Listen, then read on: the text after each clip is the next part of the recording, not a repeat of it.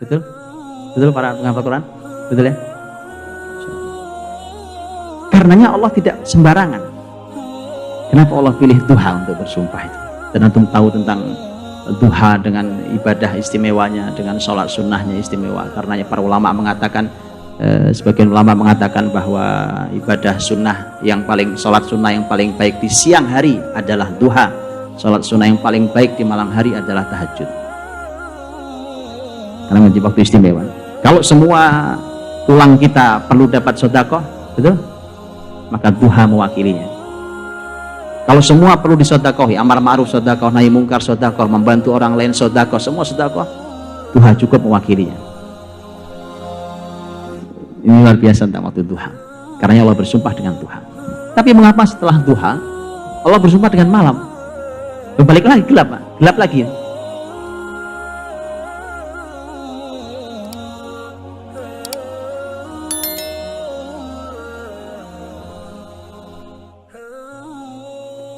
Ini kan sebenarnya inti pembahasannya ayat setelahnya. Ma wadda'aka rabbuka wa ma qala. Begitu kan?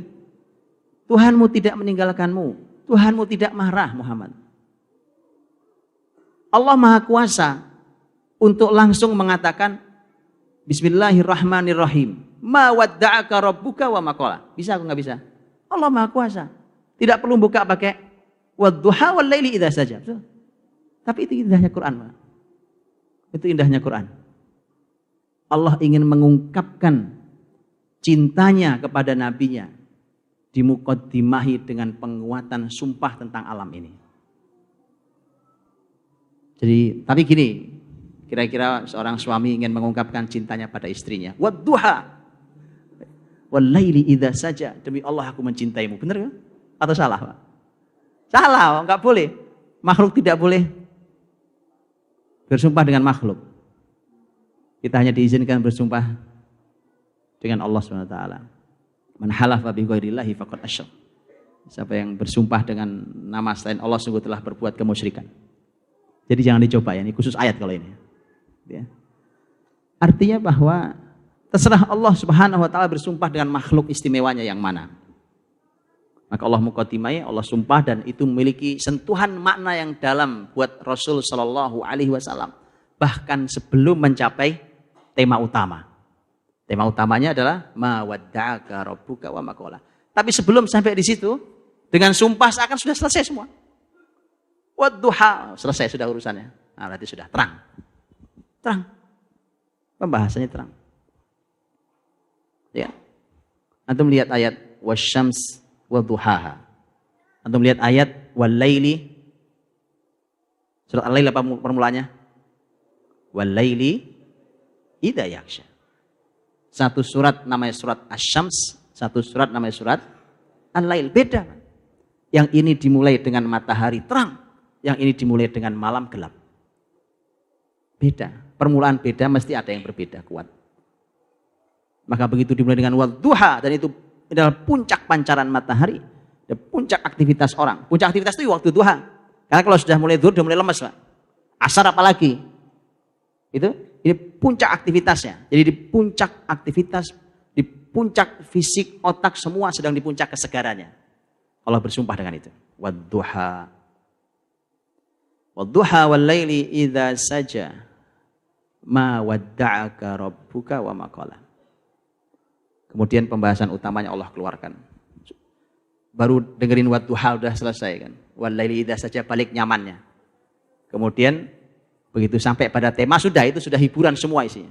Ma wadda'aka rabbuka wa ma qala. Rabbmu wahai Muhammad tidak mungkin wadda'ak. Wadda'ak itu meninggalkanmu. Wada'an, kata wada'an, meninggalkanmu. Rabbmu tidak mungkin meninggalkanmu. Wa ma qala, kata qala itu artinya marah, murka. Allah tidak mungkin murka padamu. Bapak Ibu dirahmati Allah, seharusnya, nah ini seharusnya. Kalau bahasa Arab, menurut para ulama bahasa begini. Seharusnya ayat ini kalau bahasa Arab bunyinya ma wadda'aka rabbuka wa ma qalaka. Begitu harusnya bunyinya. Ka itu artinya kamu. Ma wadda'aka rabbuka, Rabbmu tidak mungkin meninggalkanmu. wa ma qalaka, dan tidak mungkin memarahimu. Gitu, Pak. Tapi mengapa ka yang artinya kamu wahai Muhammad hilang di belakang? Begitu, Pak. Ahli Quran itu huruf hilang aja dicari, Pak. Kemana nih hurufnya? Karena Allah tidak menghilangkan huruf, tidak menambahi huruf, kecuali ada makna besar mukjizat agung di baliknya. Para ulama menyampaikan, lihat Pak. Ini kan ayat hiburan, bukan ayat kemarahan. Ini kan ayat yang menenteramkan Nabi, bukan ayat membuat Nabi gundah. Karena ini ayat ketentraman, ayat yang menyamankan, ayat hiburan. Maka Allah Subhanahu wa taala ingin menghibur nabinya sampai pada masalah bahasa. Ma wadda'aka rabbuka. Tuhanmu tidak mungkin meninggalkanmu. Allah ingin menunjukkan cintanya, betapa aku sangat cinta padamu wahai Muhammad. Allah menunjukkan cinta agungnya, cinta mulianya diberikan kepada nabinya.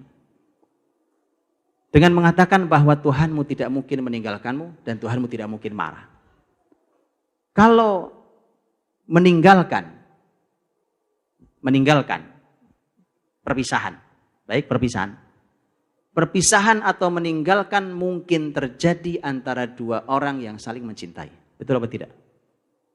Ada dua orang saling mencintai. Suatu hari mereka satu dan harus terpisah lokasi. Baik, suami istri terpaksa suaminya harus pergi jauh karena harus cari nafkah. Umpamanya, dua orang yang saling mencintai mungkin berpisah. Sudah tahu jawabannya sekarang? Kenapa tidak ada K di belakang? Angkat tangan yang tahu. Ini mukotimanya sudah, ini mukotimanya ya.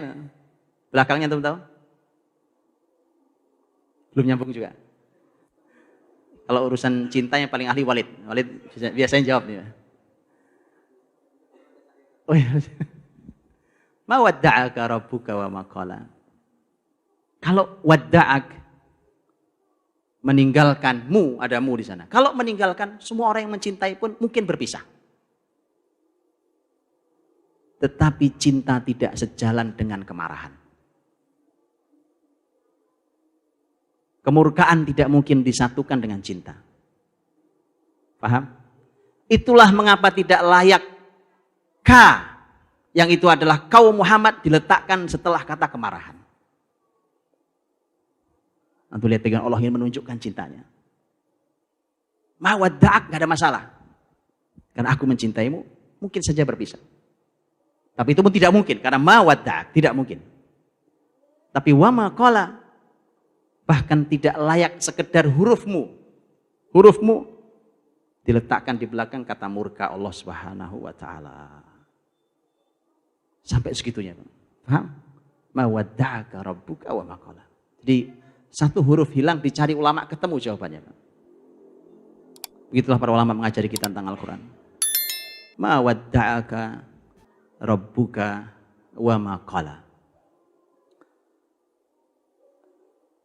Ini adalah merupakan jawaban dari sumpah. Sumpah yang dua tadi. Karenanya para ulama mengatakan ad-duha itu ada pembahasan angka. Ada 2, 2, 2, ada 3, 3, 3. Kita lihat, ada 2, 2, 2, ada 3, 3, 3. Itu menunjukkan bahwa yang menurunkan Quran bukan manusia, Pak. Bukan manusia yang buat. Salah Walid bin Mughirah yang mengatakan in hadza illa qaulul bashar. Ini perkataan manusia. Sangat rapi. Ini mustahil dilakukan oleh manusia. Dan ini terjadi di keseluruhan Al-Quran Al-Karim. Dengan susunan yang sangat rapi, yang tidak pernah dibayangkan oleh manusia. Wadduha 1. Wal-laili idza saja 2. Allah membuka sumpah dengan dua hal. Betul? Ayat setelahnya. Ma wadda'aka rabbuka. Tuhanmu tidak mungkin meninggalkanmu. Wa ma qala, dan tidak mungkin marah. 2. Walal akhiratu khairul laka minal ula. Akhirat untukmu lebih baik dibandingkan yang pertama. Yang akhir lebih baik daripada yang pertama. Ada yang akhir, ada yang pertama. Wala saufa yu'tika rabbuka fatarda. Dan Tuhanmu pasti memberimu atau itu pemberian Allah. dan kau akan ridho. Atau dan ridho, pemberian dan keridhoan. Lihat Pak, dua. Yang tiga-tiga nanti di belakang. Nanti kita bahas belakang. Baik. Ma wadda'aka rabbuka wa ma qala. Jadi untuk membayangkan surat ini gini, teman-teman, kalau bahas Quran, para ulama selalu mengatakan pahami kalau mau paham dalam, pahami muqtadas surah. Muqtadas surah itu artinya surat ini tema besarnya apa sih? Suasana besarnya apa? Pahami itu. Karena surat punya itu. Surat Quran itu setiap surat punya itu. Pahami itu. Kalau antum pahami itu, antum akan paham mengapa begini cara Allah berfirman, mengapa isinya begini, mengapa ini, itu semua akan kembali kepada tema besar suasana surat itu. Nah, tema besar suasana surat ini adalah hiburan untuk nabinya. Menghibur nabinya. Antum bayangkan itu sehingga semua akan balik ke sana. Paham ya? Ma wadda'aka rabbuka wa ma qala. Rabbmu tidak mungkin meninggalkanmu wahai Muhammad. Wa ma qala, Rabbmu tidak mungkin marah kepadamu. Kalau ayat berhenti di sini sudah cukup. Kan sudah selesai temanya. Tapi karena ini Allah ingin menunjukkan kasihnya, kasih sayangnya yang terus bertambah dari hari ke hari, dari waktu ke waktu, ayat dilanjutkan oleh Allah. Ma wadda'aka rabbuka wa ma qala walal akhiratu khairul laka minal ula. Apa artinya? Kalau di terjemahan Indonesianya apa? Sungguh yang kemudian. Al-akhirah itu yang akhir. Akhirah bisa bermakna akhirat nanti. Berarti terjemahannya menjadi akhirat lebih baik daripada dunia. Dan itu benar. Wal akhiratu bisa diterjemahkan sebagai yang kemudian. Lebih baik daripada yang pertama. Ini maknanya besar buat kita, Pak. Pelajaran mahal buat kita. Allah sampaikan pada nabinya Muhammad. Jangan usah sedih. Karena urusanmu yang belakangan lebih baik daripada yang pertama. Apa artinya? Berarti kau makin baik, makin baik, makin baik, makin baik. Ketika Iqra bismi rabbik turun, kemudian terjadi fatrah wahyu, putus wahyu, kemudian datang Al-Mudaththir, Allah naikkan derajatnya. Datang Al-Mudaththir, Allah naikkan. Putus lagi nanti, kemudian Allah munculkan, Allah turunkan Ad-Duha, naik lagi derajatnya. Jadi Allah ingin naikkan dari waktu ke waktu. Kalau antum perhatikan seluruh kehidupan Nabi Shallallahu Alaihi Wasallam, semua sejalan dengan ayat ini,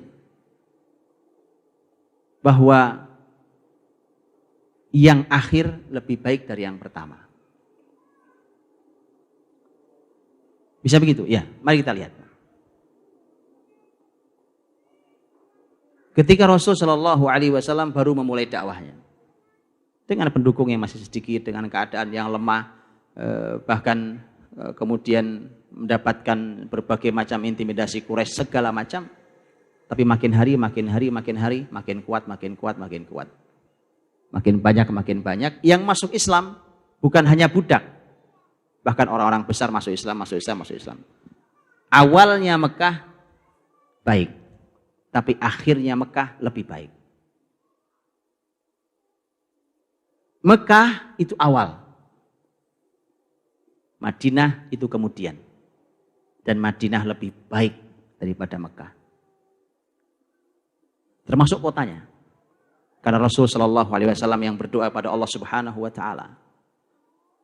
Nabi Shallallahu Alaihi Wasallam berkata, Ya Allah, sesungguhnya Ibrahim adalah hambamu dan nabimu. Aku juga hambamu dan nabimu. Ya, doa Nabi SAW dibandingkan dirinya dengan ayahnya, dengan Ibrahim. Ibrahim adalah nabi, hambamu, aku juga nabi dan hambamu. Ibrahim sudah pernah meminta agar Mekah menjadi tanah suci, tanah haram. Maka aku minta Madinah menjadi tanah haram. Bahkan Nabi minta berikutnya. Allahumma ja'al barakatal Madinah dhi'fai Makkah.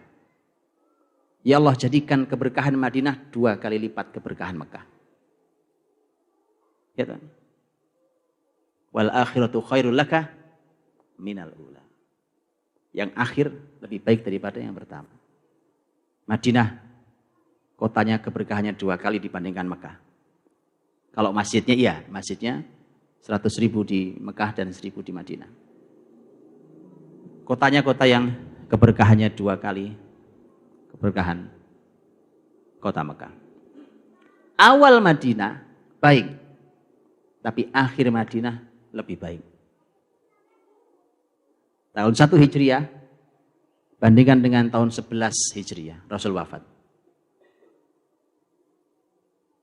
Ketika di awal Madinah, di antara surat yang pertama turun di Madinah adalah surat Al-Baqarah.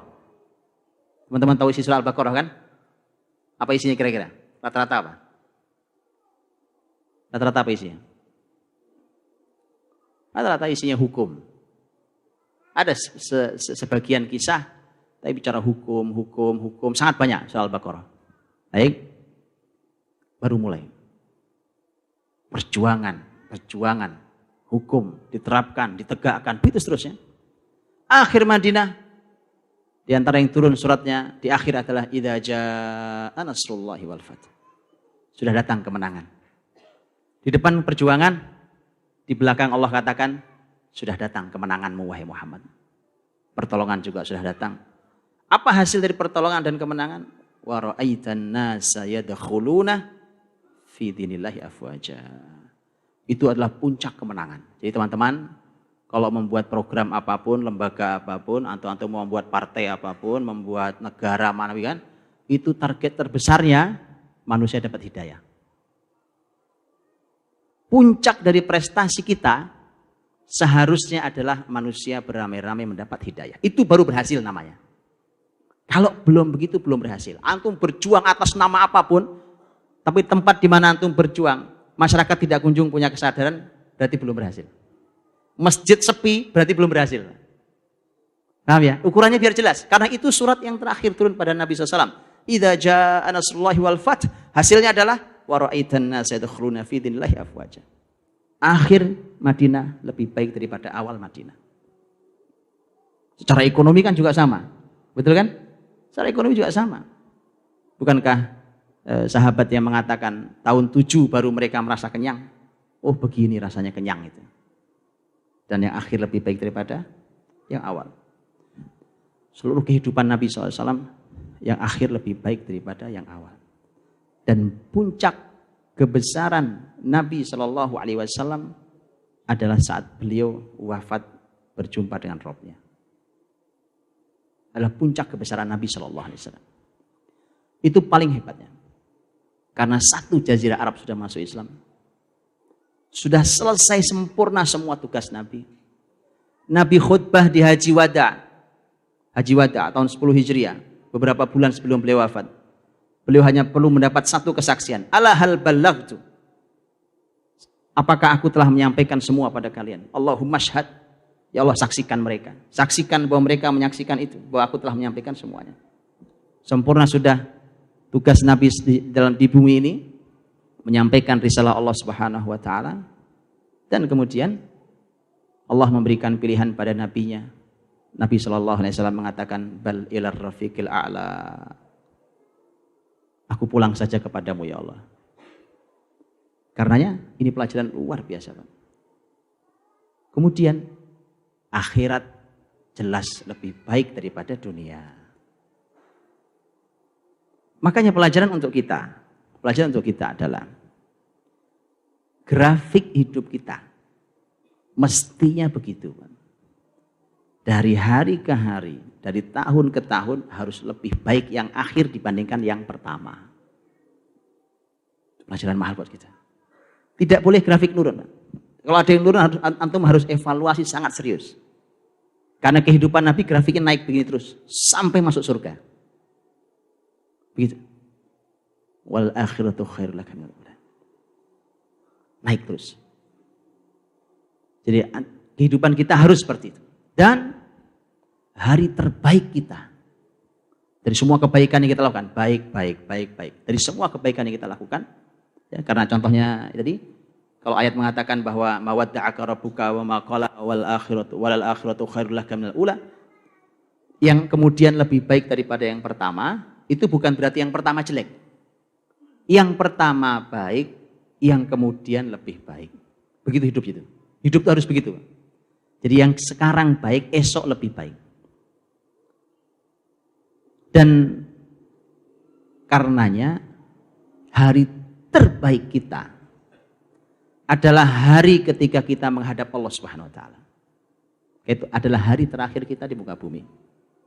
Di dunia ini. Karena baik, tambah baik, begitu seterusnya.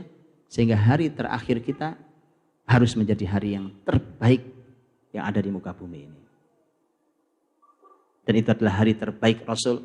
Dan ini sesuai dengan sabda Nabi Shallallahu Alaihi Wasallam, khairul a'mali khawatimuha. Amal terbaik itu harusnya yang paling belakang itu. Yang di awal mungkin perlu perbaikan. Kemudian terus baik. Sampai menjadi baik, lebih baik dan paling baik. Kemudian menghadap Allah Subhanahu wa taala. Itu ketika yang awal lebih baik, yang kemudian lebih baik daripada yang awal, itu yang pertama. Wala saufa yu'tika rabbuka fatardo. Dan Rabbmu akan memberikan kepadamu. Ada ato, yu'tika, itu ato, itu pemberian. Wala saufa yu'tika rabbuka, Rabbmu, fatardo, maka kau akan ridho. Lihat, Habib rahmati Allah SWT. Ayat ini dimulai dengan penguat dan penunda. Sekaligus jadi dua. Jadi satu itu. Penguat dan penunda. Wala, lamnya itu penguat, mengatakan pasti. Allah untuk menguatkan kalimat, betul ya? Wala saufa itu penunda. Berarti apa maksudnya? Pasti, cuma sabar. Paham ya Pak? Pasti, tapi ini ada tundanya, ada jedanya. Enggak sekarang. Lihat Allah ingin mengajari begitu. Oh, itu konsep Allah mendidik nabinya, itu konsep nabi mendidik sahabatnya, itu konsep sahabat mendidik anaknya, dan itu harusnya konsep kita didik anak kita. Ada konsep itu konsep tarbiyah dari Allah langsung. Pasti nak, cuma nanti. Ya. Wala saufa, lam dan saufa. Lamnya pasti, saufanya nanti. Wala saufa yu'tika. Apa yang pasti dan nanti? Pemberian. Atau itu pasti, tapi nanti. Gak semuanya hari ini. Pemberian itu ada waktunya. Tidak semua diberikannya hari ini. Ya. Wala saufa yu'tika. Makanya Nabi terbiasa bersabar. Dan karena itu didikan Nabi ke sahabat, sahabat juga biasa bersabar. Antum tahu Suraqah bin Malik kan? Suraqah bin Malik waktu Nabi hijrah ngejar Nabi SAW jatuh berkali-kali ya kan? 3 kali jatuh, kemudian Suraqah saya minta keamanan Muhammad, ya, minta keamanan. Kata Nabi ya. Kemudian kalau kau masuk Islam Suraqah, kau akan memakai 2 gelang Kisra. Ini orang Arab Badui ya kan? Badui bukan siapa-siapa, dijanjikan Nabi 2 gelang Kisra. Oh, itu 2 gelang mau diberikan loh Pak. Bukan megang loh. Megang itu nggak boleh semua orang megang. Itu punyanya Kisra. Khusus semua dunia tahu itu khusus hanya dia yang bisa megang. Sekarang bayangkan bahwa kelak akan ada di kedua tanganmu siwaroi Kisra. 2 gelangnya Kisra itu. Anda tahu kan? Kisra itu janji Nabi waktu hijrah. Sementara Kisra baru selesai dan berhasil dibuka oleh muslimin di masa Khalifah Umar bin Khattab radhiyallahu anhu. Kurang lebih kisarannya sebelum tahun 20 Hijriah. 20 Hijriah, itu tahun 1. Lihat, sahabat terbiasa mendengarkan janji, pasti, tapi nanti. Hah? Pasti, tapi nanti. Ini konsep pendidikan mahal. Mahal sekali. Karena dia melatih menjaga keyakinan, yakin pasti diberi, dan dia berlatih kesabaran sampai janji itu tiba. Wala saufa. Ya. wala saufa yu'tika. Tuhanmu pasti memberi. Sesungguhnya dirahmati Allah. Dari sejak awal itu kan Allah Subhanahu wa taala sesungguhnya ingin menunjukkan cintanya. Betul ya? Ingin menunjukkan cinta Allah pada nabinya. Aku begitu mencintai Muhammad. Allah menunjukkan, Allah Rabbul Alamin menunjukkan cintanya pada makhluk terbaik Rasulullah Muhammad SAW. Karenanya kaidahnya begitu, Pak. Kan di depan bicara cinta. Ma wadda'aka rabbuka wa ma qala, itu cinta, semua cinta.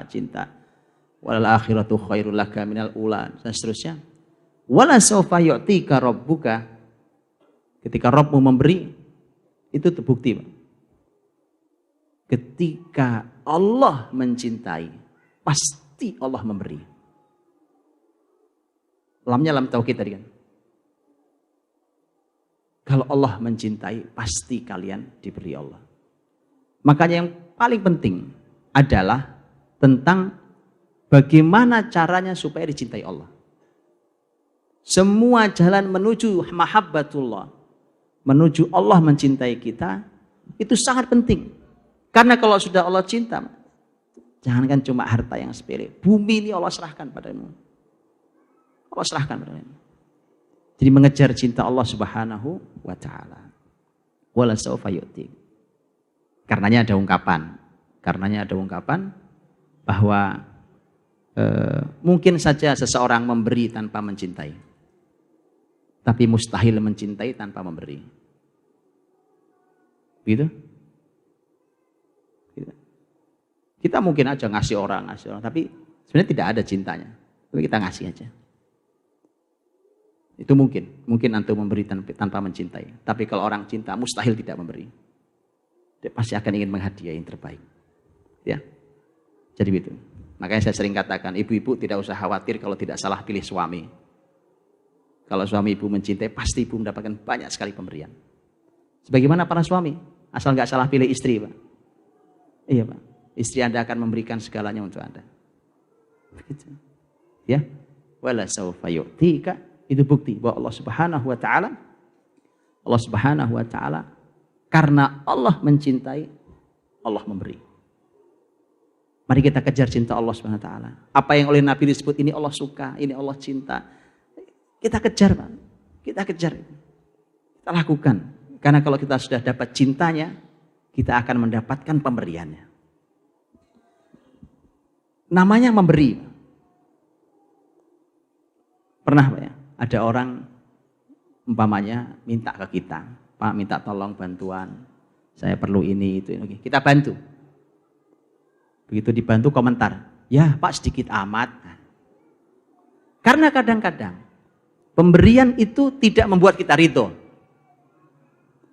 Tapi Allah memberikan jaminan, Muhammad, aku beri kau sampai kau ridho. Subhanallah, itu puncak kebahagiaan, Pak. Aku beri kau sampai kau ridho. Kebayang, Pak, sampai ridho itu, Pak? Tak kebayang? Memberi sampai ridho itu kayak Allah ngasih surga, Pak.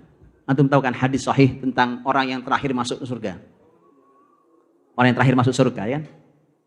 Tahu kisahnya? Ya, singkatnya begini, hadisnya panjang. Orang terakhir masuk surga itu sudah gosong-gosong di neraka karena iman diangkat lagi, kemudian dilarutkan di sungai kehidupan, Nahrul Haya. Kemudian setelah itu oleh Allah dari jauh diperlihatkan surga, Pak. Bukan surga, diperlihatkan pohon. Maka dia minta, ya Allah, aku pengen neduh di pohon itu. Pohon itu indah, saya meneduh. Kata Allah, silahkan, diizinkan untuk neduh di pohon itu. Surganya belum kelihatan. Begitu neduh, Allah ciptakan pohon, Allah hadirkan pohon di depannya jauh. Pohon jauh lebih rindang, jauh lebih indah, jauh lebih baik. Minta lagi, ya Allah, boleh minta lagi. Padahal Allah sudah janji, gak minta lagi ya. Itu dijanji padahal. Wahai manusia, ya kan? Gak minta lagi, ya, gak minta lagi. Begitu ngelihat ini manusia, Pak, Bu, ya kan? Manusia itu sampai akhirat begitu, gak ada puasnya, ya kan? Lihat, karena dia belum masuk surga. Lihat, karena dia belum merasakan surga. Ini baru pohon manusia itu tidak akan ada puasnya sampai dia masuk surga nanti. Lihat pohon depan indah, ya Allah pindah depan. Tadi janji, ini aja ya Allah, ya kan? Satu lagi, kan? Begitu pindah, diciptakan lagi yang lebih baik oleh Allah di depan, ya kan? Janji tadi. Ya tapi ini minta pindah lagi. Pindah sampai diperlihatkan surga oleh Allah SWT. Belum masuk Pak. Begitu diperlihatkan surga, ya Allah minta masuk surga saya. Tadi janji cuma pohon. Sekarang Allah perlihatkan surga. Masya Allah indahnya surga. Ya Allah minta pindah ke surga ya Allah. Kata Allah, apa yang membuatmu ridho? Lihat Pak. Apakah kamu ridho? Aku berikan padamu surga yang luasnya sendirian untukmu, seluas langit dan bumi. Allah Akbar. Itu orang paling terakhir masuk surga Pak. Ridhokah kamu? Kau beri. Lihat Pak, ridho itu sampai nggak percaya. Nah, Pak, lihat paham ya? Diberi orang sampai nggak percaya. Kebayang nggak Pak? Kebayang? Saya ibaratkan di kita hari ini. Saya datang ke Anda Pak. Saya itu terdesak oleh kebutuhan, saya cuma perlu 100 juta. Tapi itu udah nggak mungkin saya penuhi. Terdesak. Saya datang, Pak, saya mau, itu kalimat diatur, susah banget ngatur kalimatnya sudah ya kan. Akhirnya diberi. Baik, untuk antum saya kasih 1 miliar. Gak percaya tuh. Kalimatnya ditambahi.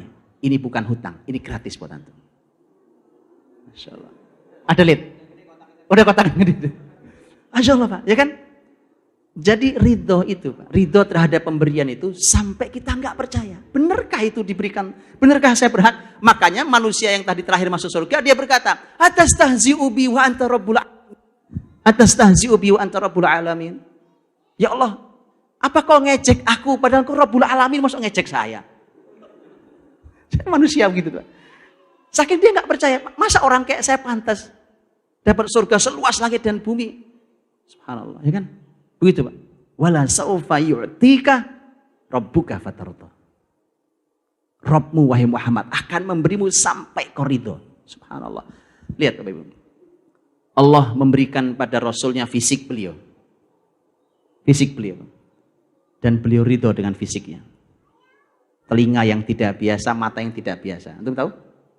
Telinga mata beliau gak biasa.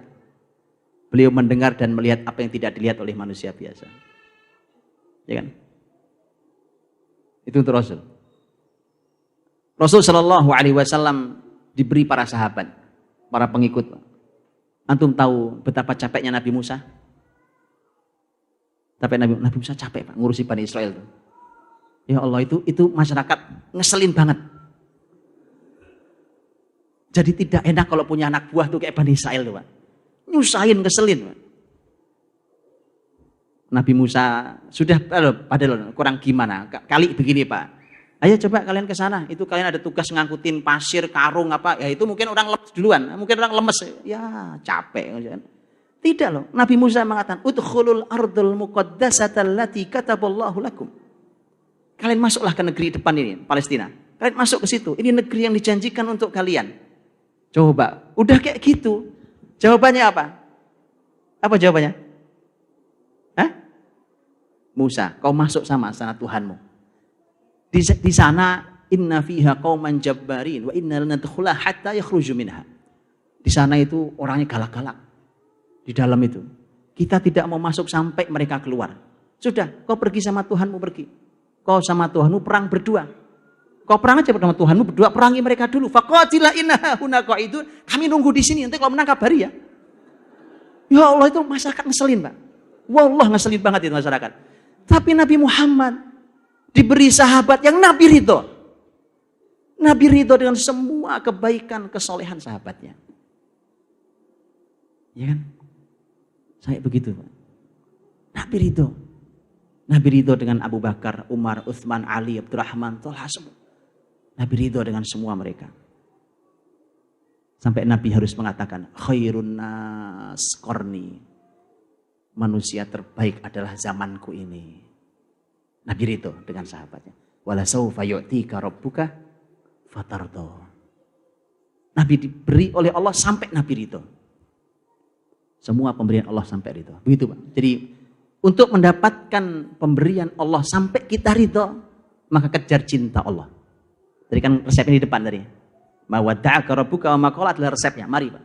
Apa saja yang membuat Allah cinta, kita lakukan. Kalau Allah sudah cinta, pasti Allah memberi. Dan kalau Allah memberi, sampai kalian ridho. Wala sawfa yu'tika rabbuka fatarda. Habis waktunya, saya uji. Oh baik. Masih ada ayat-ayat yang belakang. Ini surat Ad-Duha ini sebenarnya dibagi 3, Pak. Isinya sebenarnya dibagi 3. Sampai di sini adalah kabar. Ya kan? Sampai di wala sawfa yu'tika rabbuka fatarda itu khabar. Itu pemberitaan kabar dari Allah semuanya. Ayat setelahnya itu takrir. Allah ingin, ini penetapan, ini dari Allah Subhanahu wa taala. Alam yajidka yatiman fa'awa wa wajadaka dhallan fahada wa wajadaka 'ailan fa'aghna. Setelah selesai situ masuk yang terakhir. 3 yang terakhir. Itu perintah, amr, perintah dari Allah. Fa ammal yatimah fala taqhar. Wa ammas sa'ila fala tanhar. Wa amma bi ni'mati rabbika fahaddits. Panjang banget ini ayatnya. Ya kan? Enggak ada waktunya, 5 menit lagi. Saya tutup dengan susunan saja. Susunan ayat-ayat ini nanti Bapak Ibu silakan dipelajarinya. Ini yang saya sebut dengan 3 tadi itu, Pak. Tadi kan 2, ini sekarang masuk 3. Tadi 3 isinya. Ad-Duha dibagi 3. 1, 2, 3. Baik. Setelah itu setelah wala sawfa yu'tika rabbuka fatarda, antum lihat mushaf antum, itu semua 3. Alam yajidka yatiman fa'awa. Wa wajadaka dhallan fahada wa wajadaka 'ailan fa'aghna. 3. Ini temanya 1. Bukankah Allah jumpai kamu yatim, Allah lindungi. Allah jumpai kamu dalam kesalahan, Allah berikan petunjuk. Allah jumpai kamu dalam keadaan kekurangan, maka Allah berikan kecukupan untukmu. 3. Setelah 3 masuk 3, betul? Masuk 3. Masuk 3 di sana. Ya. Setelah tentang orang-orang di depan juga ada 3 tadi, Pak. Sebelum masuk yang 3, ini sebenarnya 3 yang kedua. Yang pertama juga 3 sebenarnya. Yang depan juga, karena di sana ada setelah sumpah wa duha wal idza saja, ma wadda'aka rabbuka wa ma qala wal akhiratu khairul laka minal ula wala sawfa yu'tika rabbuka fatarda. 3 juga. 3 poin besar. Yang pertama, Tuhanmu tidak meninggalkanmu dan tidak marah padamu. Yang kedua adalah yang kemudian lebih baik daripada yang pertama. Yang ketiga, Tuhanmu akan memberi sampai kamu ridho. 3. Dan yang terakhir juga 3. Fa ammal yatima fala taqhar wa ammas sa'ila fala tanhar wa amma bi ni'mati rabbika fahaddits. 3 juga. Pada anak yatim jangan sewenang-wenang, pada peminta-minta jangan menghardik, dan kepada dan atas nikmat Tuhanmu maka sampaikan atau ceritakan. Itu dari depan 3, di tengah 3, di belakang 3. Bapak Ibu, ini kemukjizatan balaghah di dalam penyampaian. Cara Quran bertutur memiliki nilai keindahan yang luar biasa. Dan ini semua bertepatan. Mari kita lihat. Bapak Ibu perhatikan. Ada sepertiga pertama, sepertiga kedua, sepertiga yang ketiga. Ya. Sekarang Bapak Ibu perhatikan poin satunya masing-masing. 1 di sepertiga pertama, 1 di sepertiga kedua, 1 di sepertiga yang terakhir. 1 di sepertiga pertama apa bunyinya? Ma wadda'aka rabbuka wa ma qala. Itu berketepatan dengan alam yajidka yatiman fa'awa, dan itu berketepatan sesuai dengan fa ammal yatima fala taqhar. Paham ya? Itu komposisinya, susunannya. Apa maksudnya? Allah berkata, Rabbmu Muhammad tidak meninggalkanmu, tidak marah kepadamu. Bukankah Allah menjumpaimu yatim, dulu Allah yang melindungi? Makanya kalau sama anak yatim, tolong jangan sewenang-wenang. Nanti kan? Lihat yang kedua. Lihat yang kedua. Apa yang kedua? Walal akhiratu khairul laka minal ula. Terus? Wa wajadaka dhallan fahada. Ammas sa'ila fala tanhar. Agak susah nih. Yang ini agak susah. Apa hubungannya? Yang kemudian lebih baik daripada yang pertama. Bukankah dia Allah menjumpaimu dalam keadaan tersesat, dalam keadaan salah? Kata tersesat di sini ulama bahas panjang lebar, tapi kesimpulan gampangnya bukan tersesat, tetapi dalam makna beliau tahu bahwa masyarakatnya salah, tapi beliau tidak tahu bagaimana memperbaikinya. Itu dhalan. Bukan beliau tersesat, dulu orang rusak, bukan. Beliau orang baik dari sejak dulu. Paham ya? Itu kesimpulannya dari pembahasan panjang lebar di tafsir. Baik, saya ulangi. Yang pertama tadi apa? Yang pertama bukan dan yang kemudian lebih baik daripada yang pertama. Ya. Kemudian bukankah Allah menjumpaimu dalam keadaan salah, kemudian Allah berikan petunjuk kepadamu? Adapun orang yang meminta, jangan dihardik. Kayak nggak nyambung tuh. Lihat. Tidak nyambung karena kita kurang paham maknanya. Lihat. Yang pertama Allah katakan yang kemudian lebih baik daripada yang pertama. Ini kaidah umum tadi sudah katakan. Bahwa keadaanmu Muhammad sebelum mendapatkan wahyu itu baik. Tapi jauh lebih baik ketika kau sudah tahu solusi membenahi masyarakatmu dengan wahyu itu. Karenanya, kalau ada orang meminta, kau jangan menghardiknya. Apa hubungannya meminta dengan sebelumnya kan kalimatnya kesesatan dan petunjuk. Karena ternyata Bapak Ibu dirahmati Allah, kata sa'il yang artinya meminta, itu ternyata meminta itu ada dua. Meminta harta dan meminta petunjuk.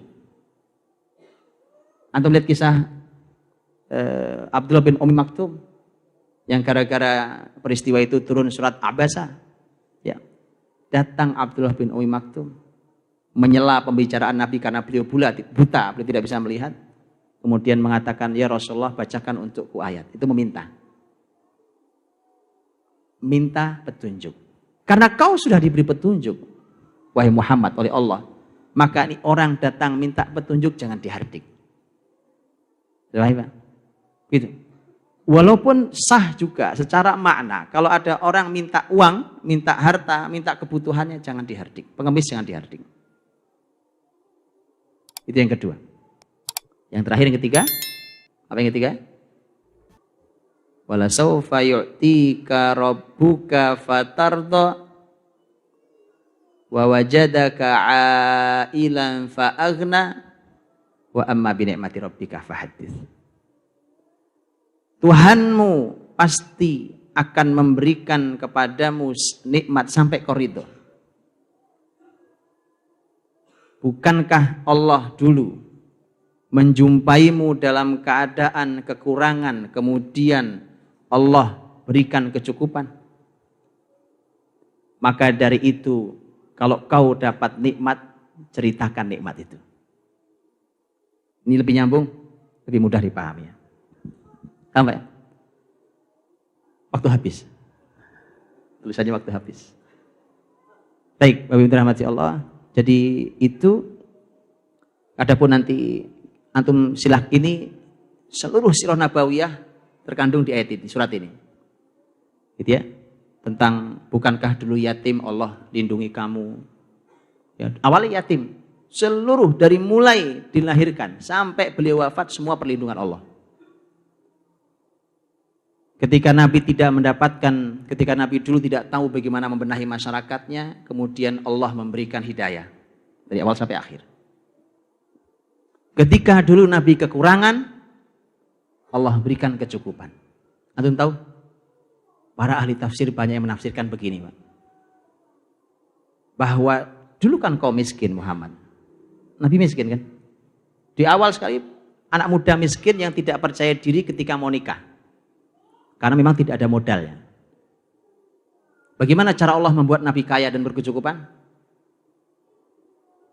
Dinikahkan dengan janda kaya raya. Khadijah radhiyallahu anha. Itu tafsir ulama. Makanya ini juga seruan buat para bujangan. Solusi, ini solusi besar. Begitu ya. Subhanallah. Solusi besar. Pahamnya kalimat saya nggak usah saya uraikan, paham. Dan kita akhiri dengan wa amma bi ni'mati rabbika fahaddits. Kalau ada nikmat Rabbmu sampaikan. Menyampaikan itu bukan untuk kesombongan, tapi ada orang yang suka menyembunyikan nikmatnya. Pinjam duit dong, ada uang nggak? Saya nggak punya duit nih. Padahal subhanallah kemarin baru dapat bonus dia. Antum lihat, kenikmatan tidak mau dia sampaikan. Karena kalau kenikmatan dia sampaikan, dia mesti berbagi pada orang lain. Maka sampaikan agar kau bisa berbagi. Dan Allah selalu mengatakan dalam konsep ayat seperti surah Al-Qasas 77, wa ahsin kama ahsanallahu ilaik. Berbuat baiklah sebagaimana Allah sudah berbuat baik padamu. Jadi Muhammad, kalau Allah sudah memberimu sampai kau ridho, kalau ada nikmat ya Allah, tolong diberikan ke orang lain. Siapa? Jadi ini ayat bermula dengan ad-duha, diakhiri dengan kenikmatan. Mudah-mudahan hidup kita bercahaya seperti ad-duha dan semuanya kenikmatan seperti akhir surat ini. Wallahu ta'ala bishawab. Assalamualaikum warahmatullahi wabarakatuh. Masya Allah. Tabarakallah Ustaz Budi. Hari demi hari kita bisa merasakan rasanya Quran semakin dekat di hati kita, Bapak Ibu semua. Saya belum memberikan pengumuman apa-apa karena ini sebagai pola respon yang pengen kita pahami dalam kajian kita hari ini. Yaitu salah satunya adalah membuka ruang pertanyaan tetapi tidak banyak-banyak karena waktunya sangat terbatas sekali. Maka kami minta boleh kalau ada di antara Bapak atau Ibu atau teman-teman yang tadi suruh menikah sama janda. Oh enggak ya Ustaz ya. Silakan satu orang, ada yang mau memberikan pertanyaan sambil merespon atau jangan-jangan semuanya udah ngerti tinggal aplikasi. Satu pertanyaan Bapak atau Ibu. Silakan, waktunya sangat cepat bagi yang mau tanya. Silakan. Bismillahirrahmanirrahim. Assalamualaikum warahmatullahi wabarakatuh. Ingin bertanya Ustaz, kenapa kok tadi kan membahas ad-duha ya. Nah, kenapa susunannya di dalam Al-Quran itu sebelum ad-duha itu al-lail dan asyams? Kira-kira apa hubungannya? Yang seperti itu pertanyaannya. Langsung Ustaz, fadhil. Baik. Ya, ini juga termasuk yang dibahas oleh para ulama. Mengapa sebelumnya adalah asyams al-lail, dan pertanyaan ini menunjukkan bahwa Bapak Ibu teman-teman semua mulai tergelitik dengan pola memahami Quran yang diajarkan para ulama. Ya, karena para ulama begitu, karena Quran ini bulat, enggak datar. Ya, bulat itu artinya nyambung yang depan dan yang belakang. Jadi Al-Fatihah yang depan itu nyambung dengan An-Nas yang belakang, enggak datar gini, Pak, tapi bulat. Ada hubungan kuat antara Al-Fatihah dan An-Nas, apalagi dengan surat-surat sebelumnya. Dan para ulama menulis banyak sekali, menulis buku-buku yang berbicara tentang ilmu munasabah, hubungan keterkaitan antara surat ini dengan surat sebelumnya, dengan surat setelahnya dan seterusnya. Sebelumnya dibahas tentang asyams, tentang matahari. Setelah ini dibahas tentang al-lail, itu adalah malam. Kemudian setelah itu dibahas tentang masalah ad-duha, yaitu waktu duha. Asyams itu adalah benda di alam ini yang menandai waktu siang. Kemudian masuk ke al-lail, malam hari ketika matahari tiada. Kemudian esok hari akan muncul kembali dan memunculkan waktu duha. Dan ini sebenarnya adalah pergiliran siang dan malam yang merupakan kekuasaan Allah Subhanahu wa taala, di mana dipergilirkannya malam dan siang, di mana matahari adalah benda, malam dan duha adalah merupakan hasil dari benda itu. Gitu? Karena pergeserannya adalah malam dan siang. Kita semua tahu malam dan siang itu ukurannya adalah matahari. Kemudian nanti akan berhubungan dengan tema masing-masing. Tema yang ada di asyams berhubungan dengan al-lail, tema al-lail berhubungan dengan tema ad-duha, tema ad-duha akan berhubungan dengan surat yang akan dibahas oleh Ustaz Herfi sebentar lagi. Ya, kita akan berhubungan dengan sangat erat tentang masalah temanya yang ada di masing-masing surat itu. Saya kira itu, wallahu ta'ala bishawab.